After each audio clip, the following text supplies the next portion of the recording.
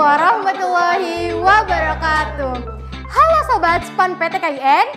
Wah, nggak kerasa nih, udah mulai pendaftaran akun SPAN PTKIN untuk siswa. Are you ready untuk melihat ketentuan dan langkah-langkahnya? Yuk simak video berikut ini.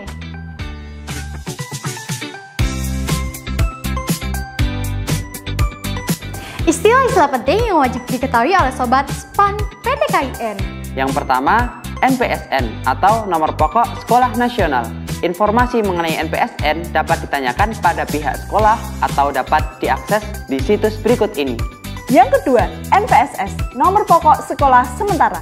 NPSS dimiliki oleh sekolah yang belum terdaftar dalam Dapodik atau EMIS. Informasi NPSS bisa ditanyakan pada pihak sekolah. Yang ketiga, NISN, Nomor Induk Siswa Nasional. Informasi mengenai NISN dapat ditanyakan pihak sekolah.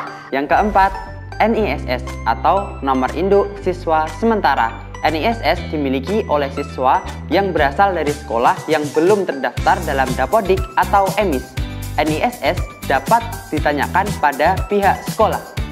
Yang kelima, KIP, Kartu Indonesia Pintar. Yang keenam, KJP, Kartu Jakarta Pintar. Yang ketujuh, PKH, Program Keluarga Harapan. Perlu diinformasikan bahwa pengisian nomor KIP, KJP, dan PKH bersifat tidak wajib, dapat diisi apabila memiliki nomor tersebut. Kebijakan KIP, KJP, dan PKH tergantung pada masing-masing PTKIN.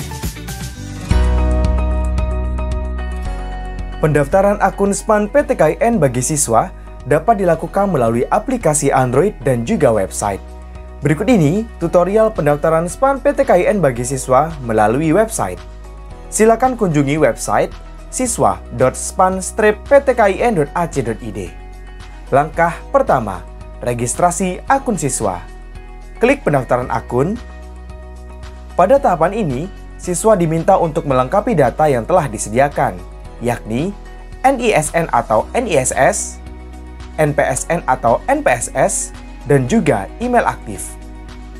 Pastikan semua data yang diisikan benar.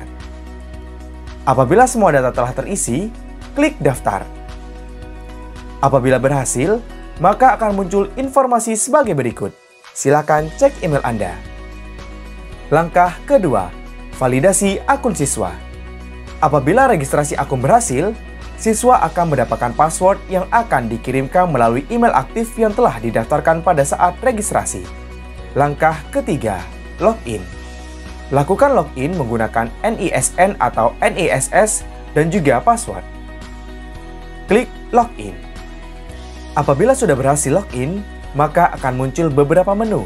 Di antaranya, menu beranda yang berisikan alur pendaftaran dan juga jadwal penting.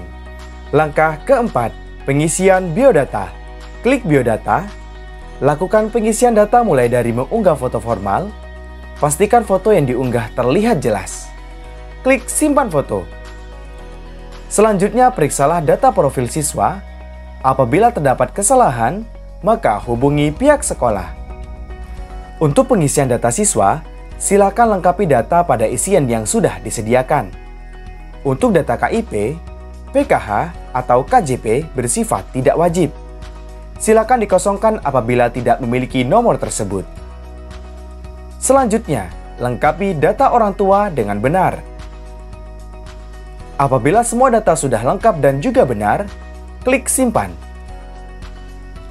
Langkah kelima, cek nilai rapor dan unggah foto rapor. Klik menu rapor. Pada langkah ini, siswa diminta untuk melakukan cek nilai rapor yang sudah tersedia. Apabila terdapat nilai yang tidak sesuai, siswa dapat melaporkan kepada pihak sekolah untuk melakukan perbaikan data pada PDSS. Apabila semua nilai sudah sesuai, maka klik nilai rapor sesuai. Selanjutnya adalah unggah foto rapor. Klik menu foto rapor.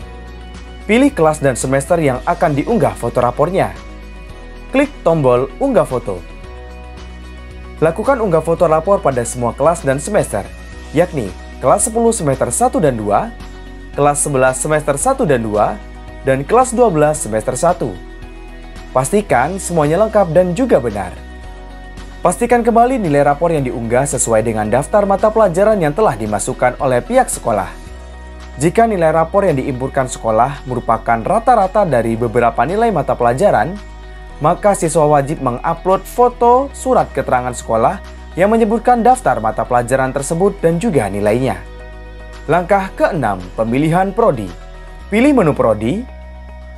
Pada langkah ini, siswa diminta untuk memilih 2 PTKIN dengan masing-masing 2 prodi. Klik pilih PTKIN. Pilih PTKIN dan prodi yang diinginkan. Pengubahan pilihan PTKIN dan prodi dapat dilakukan selama sebelum melakukan finalisasi. Pastikan kembali pilihan PTKIN dan prodi yang kamu inginkan. Langkah ke-7, unggah prestasi. Langkah ini diperuntukkan bagi siswa yang memiliki prestasi.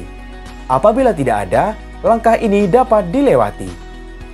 Prestasi yang dapat diunggah diantaranya juara 1, 2, dan 3, juara harapan 1, 2, dan 3, ataupun pernah mengikuti program pertukaran pelajar internasional, atau juga dapat terlibat dalam keanggotaan atau kepengurusan organisasi. Tingkatan prestasi yang dapat dimasukkan yakni mulai dari tingkat organisasi hingga internasional. Pastikan semua data terisi dan unggahlah lampiran yang membuktikan capaian prestasi tersebut. Jika selesai, klik simpan. Perlu diingat bahwa prestasi yang dapat diunggah hanya 3.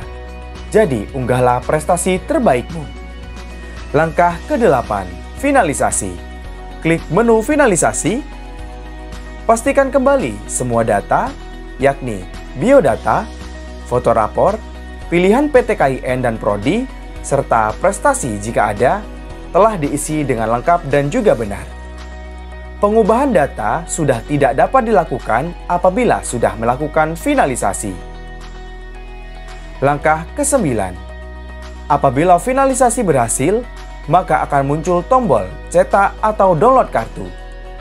Silakan cetak atau download kartu tersebut untuk mengunduh dokumen bukti keikutsertaan SPAN PTKIN. Apabila tanda kartu peserta SPAN PTKIN sudah didapat, maka pendaftaran SPAN PTKIN bagi siswa telah dinyatakan selesai.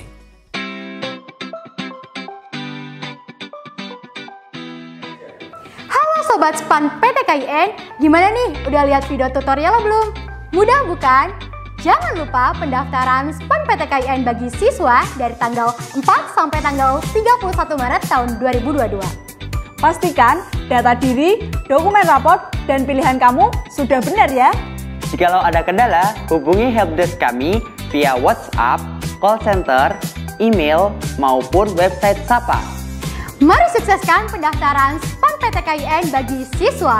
Kuliah di PTKIN, It's my dream, it's my destination. Wassalamualaikum warahmatullahi wabarakatuh. Dadah.